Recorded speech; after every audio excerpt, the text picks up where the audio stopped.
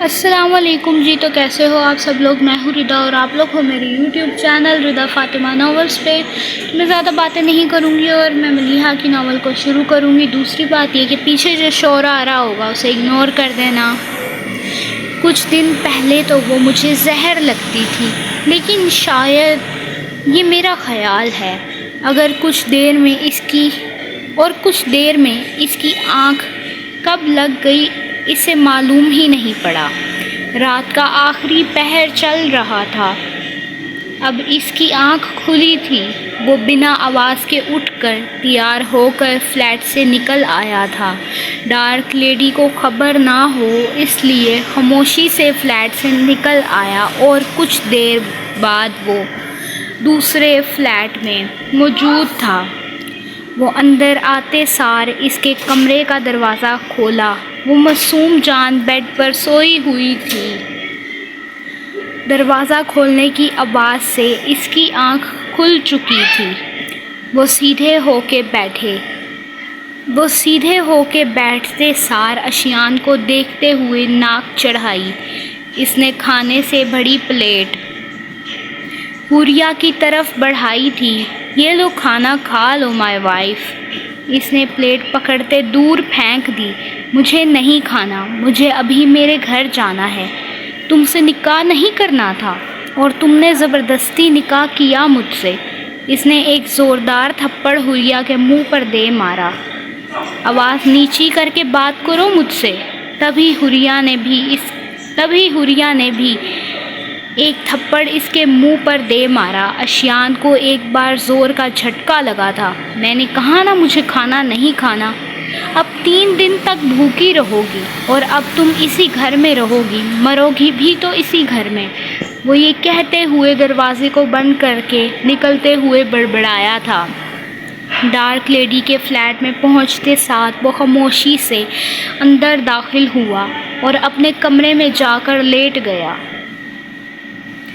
صبح جب زین کی آنکھ کھلی تو اپنے بیڈ پہ تھا۔ اٹھنے کے بعد وہ فریش ہوتے سار باہر آیا۔ گڈ مارننگ ماما بابا۔ گڈ مارننگ، بیٹھو۔ ہاں بابا، وہ آج ایک ضروری کام ہے اس لیے جلدی اٹھ گیا۔ مجھے میرے یونیورسٹی کے کلاس فیلو احمر کے پاس جانا ہے۔ اچھا ٹھیک ہے، چلے جانا، بعد میں پہلے ناشتہ کر لو۔ وہ ڈائننگ ٹیبل پر کھانا رکھتے ہوئے بولی تھی۔ وہ کھانا کھاتے ہوئے بولا، اب میں جا رہا ہوں، خدا حافظ، کہتے ہوئے گھر سے نکل آیا۔ اس وقت وہ اس کے گھر میں موجود تھا، کھڑا اس سے باتیں کر رہا تھا۔ ڈارک لیڈی، تم اس کو مار ڈالو، اس کو ختم کر دو، اس نے اچھا نہیں کیا۔ میں بے گناہ کی جان نہیں لے سکتی لاریب۔ تبھی اس نے سیڑھیاں اترتی فریحہ کو دیکھا۔ وہ اپنی آنکھیں ملتے نیچے اتر رہی تھی۔ فریحہ، طبیعت کیسی ہے؟ میں پہلے سے بہتر ہوں۔ یہ کل کہاں تھی؟ ایک لڑکی نے کڈنیپ کر لیا تھا اس کو، پھر کیسے آئی یہاں پہ؟ وہ بڑی توجہ سے سن رہا تھا۔ پھر کیا مار دیا میں نے؟ وہ ہنسنے لگا۔ تبھی اشیان اپنے کمرے سے باہر نکلا۔ اور کیا ہو رہا ہے یہاں پہ؟ دعوت ہو رہی ہے، کھاؤ گے؟ اس نے بڑبڑاتے ہوئے اشیان سے کہا۔ پری، تم اسے دیکھ لو، مجھے ہمیشہ پریشان کرتا ہے۔ تم چپ ہو جاؤ اشیان۔ وہ اپنا فون ٹیبل پر رکھ کر فریش ہونے چلا گیا اور کچھ دیر بعد اشیان کے فون پر ایک کال آئی۔ ڈارک لیڈی وہیں پر کھڑی تھی۔ اس نے فون اٹھا لیا۔ وہ سامنے سے بڑبڑا رہی تھی، کمینے انسان، میں مر جاؤں گی۔ میری زندگی برباد کر دی اور مجھے بند کر کے گئے ہو، مجھے کھولو آ کر۔ وہ بنا سوچے سمجھے بول رہی تھی، تبھی ڈارک لیڈی نے فون بند کیا اور غصے سے اشیان کو آواز دی، اشیان کے بچے باہر آؤ۔ وہ اس کی گرجتی آواز سن کر فوراً سے باہر نکل آیا تھا۔ کیا ہوا ہے پری، تمہیں ایسے کیوں بول رہی ہو؟ تم نے نکاح کیا ہے۔ وہ اپنا غصہ کنٹرول کرتے ہوئے مشکل سے بڑبڑائی۔ میں نے نکاح نہیں کیا۔ تم نے نکاح کیا ہے۔ تمہارے فون پر کسی حوریہ کا فون آیا ہے اور وہ بول رہی ہے کہ تم نے اس کی زندگی برباد کر کے رکھ دی۔ ہاں صحیح کہہ رہی ہے۔ میں نے نکاح کیا ہے اس سے، لیکن اس کی زندگی برباد کرنے کے لیے نہیں، اس کی زندگی سنوارنے کے لیے کیا ہے۔ اور اگر میں اس سے شادی نہ کرتا تو وہاں جیل میں پڑی ہوتی۔ اس کو کچھ کھانا وغیرہ دیا تم نے؟ میں نے دیا تھا، اس نے پھینک دیا،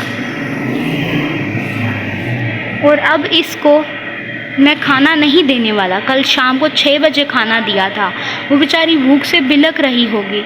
تم سے تو میں بعد میں پوچھتی ہوں، وہ اپنے فلیٹ کا ایڈریس، مجھے اپنے فلیٹ کا ایڈریس دو۔ نہیں دوں گا اشیان، مجھے اپنے فلیٹ کا ایڈریس دو ورنہ مرو گے میرے ہاتھوں سے۔ اس نے اسے ایڈریس لیا اور ایک گاڑی میں بیٹھ کر اس فلیٹ میں چلی آئی۔ اس نے کمرے کا دروازہ کھولا تو سامنے حوریہ آنسو بہا رہی تھی۔ وہ اس کے پاس آ کر بیٹھی اور اس کے کندھے پر تھپکی لگائی۔ تم رو کیوں رہی ہو؟ اس نے اچانک سے اسے دیکھا۔ تم کون ہو؟ میں پری، میں تمہیں اس بارے میں بعد میں بتاؤں گی۔ میں اشیان کی کزن ہوں، تم چلو میرے ساتھ۔ وہ اس کے ساتھ چل پڑی۔ کچھ دیر بعد وہ اپنے فلیٹ میں موجود تھی۔ اس کو لے کر آتے سار اس کے پاس بیٹھ گئی اور ایک گلاس میں پانی ڈالتے ہوئے اس کے آگے بڑھایا۔ دیکھو تم ڈرو نہیں، پانی پیو، میں تمہیں کچھ نہیں کہوں گی۔ اور مجھے بتاؤ کہ اس شخص نے کیا کیا، اور اس کو پوری تفصیل سے بتانے لگی۔ اس نے مجھ سے زبردستی نکاح کیا ہے، میں نہیں چاہتی تھی اس سے نکاح کرنا۔ یہ بہت برا شخص ہے۔ دیکھو تم ایسے مت بولو، اور میرا اصلی نام پری ہے، تم مجھے پری کہہ سکتی ہو۔ مجھے اپنی فرینڈ مانو، مجھ سے ڈرنا مت، اور نہ ہی اس سے۔ اس نے ایک نظر اشیان کو دیکھا اور اشیان نے حوریہ کو گھوری سے نوازتا ہوا کمرے میں چلا گیا۔ وہ اس وقت میر کے گھر جا رہی تھی۔ گھر جاتے سار اس نے ڈور بیل بجائی۔ میر کی امی نے دروازہ کھولا تھا۔ السلام علیکم بیٹا، کیسی ہو؟ وعلیکم السلام آنٹی، میں ٹھیک ہوں، آپ کیسی ہیں؟ میں بھی ٹھیک ہوں، آؤ اندر آؤ۔ وہ اس کو اپنے ساتھ اندر لے آئیں۔ صوفے پر بٹھاتے انہوں نے اپنے سرونٹ کو آواز لگائی، سنو ایک گلاس پانی لے آؤ۔ وہ اپنے گھر کی ایک میڈ کو بول رہی تھی۔ وہ ایک گلاس میں پانی لے کر اس کے آگے رکھ چکی تھی۔ تب ہی میر کے بابا فرید صاحب باہر آئے تھے۔ اس نے اٹھ کر ان کو سلام کیا اور السلام علیکم انکل، کیسے ہیں؟ میں ٹھیک ہوں میری بیٹی، تم کیسی ہو؟ میں بھی ٹھیک ہوں انکل، آپ کی صحت کیسی ہے؟ ہاں ٹھیک ہوں۔ تم کب آئی؟ وہ اس سے سوال کرنے لگے۔ بس ابھی آئی ہوں انکل، آؤ بیٹھو۔ اس کو صوفے میں بیٹھنے کا کہتے ہوئے خود پاس بیٹھ چکے تھے۔ آج اتنے دنوں بعد آئی ہو بیٹی؟ میر کی ماما یاسمین نے سوال کیا تھا۔ جی انکل، زیادہ ماما کے پاس اور ہاسپٹل میں۔ ہاں وہ بتایا تھا میر نے کہ اس کا ایک دوست ہے، بیمار ہے۔ ہاں جی انکل، وہ مسکراتے ہوئے بولی تھی۔ وہ سفید رنگ کے کرتے پاجامے میں ملبوس ایک پری لگ رہی تھی۔ اور تبھی میر کمرے سے نکل آیا۔ واہ میڈم، مجھے بتایا بھی نہیں کہ تم آنے والی ہو آج، اچانک سرپرائز دے دیا یار تم نے۔ میں تمہارے لیے تھوڑی آئی ہوں، میں تو انکل آنٹی کی طبیعت پوچھنے آئی ہوں۔ شکر ہے کسی کی تو پرواہ ہے تمہیں۔ تبھی میر کے بابا فرید صاحب اور اس کی ماما یاسمین ان کو یہ کہتے ہی اندر چلے گئے۔ تم دونوں آپس میں باتیں کرو، ہم دونوں بعد میں آتے ہیں۔